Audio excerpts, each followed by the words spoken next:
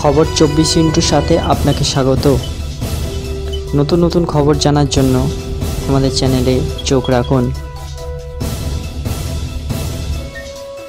নমস্কার, খবর 24/7 আপনাদের স্বাগত। দর্শক, পিকিং বিশ্ববিদ্যালয়ের গবেষকদের একটা সাম্প্রতিক গবেষণায় দেখা গেছে যে বৈদ্যুতিক ক্ষেত্রের গ্রেডিয়েন্ট ব্যবহার করে ডিএনএতে নাইট্রোজেন পারমাণবিক স্পিন নিয়ন্ত্রণ করতে পারমাণবিক বৈদ্যুতিক অনুরণনের সম্ভাবনা সামনে এসছে।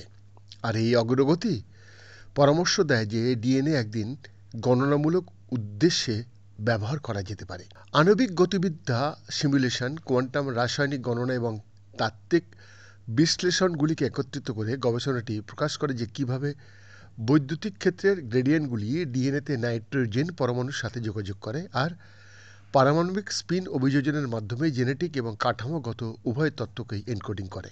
ইন্টেলিজেন্ট কম্পিউটিং একটা সায়েন্স পার্টনার জার্নালে ইলেকট্রিক ফিল্ড গ্রেডিয়েন্ট এবং নিউক্লিয়ার স্পিন ব্যবহার করে ডিএনএতে জেনেটিক এবং স্ট্রাকচারাল তথ্য এনকোডিং শিরোনামে একটা ওপেন অ্যাক্সেস নিবন্ধে ফলাফলগুলি সম্প্রতি প্রকাশিত হয়েছে। ওনারা বলছেন, আমাদের গবেষণা ডিএনএ অণুতে নাইট্রোজেন পরমাণুর সাইটগুলিতে বৈদ্যুতিক ক্ষেত্রের গ্রেডিয়েন্টের প্রধান অক্ষের দিক নিদর্শনগুলি উন্মোচন করেছে। এটি প্রদর্শন করে যে এই দিকগুলি ঘাঁটির প্রকার এবং ডিএনএর 3D কাঠামোর সাথে ঘনিষ্ঠভাবে জড়িত। মূলত নাইট্রোজেন পরমাণুর পারমাণবিক স্পিন অভিযোজন ডিএনএর ক্রোম এবং এর 3D ফর্ম উভয় সম্পর্কে তথ্য সঞ্চয় করে, আর এই অন্তর্দৃষ্টি কোয়ান্টাম কম্পিউটিংয়ে ডেটা স্টোরেজ সিস্টেম হিসাবে ডিএনএ ব্যবহার করার সম্ভাবনা দরজা খুলে দিয়েছে। বৈদ্যনাথ দাসের রিপোর্ট, খবর 24/7।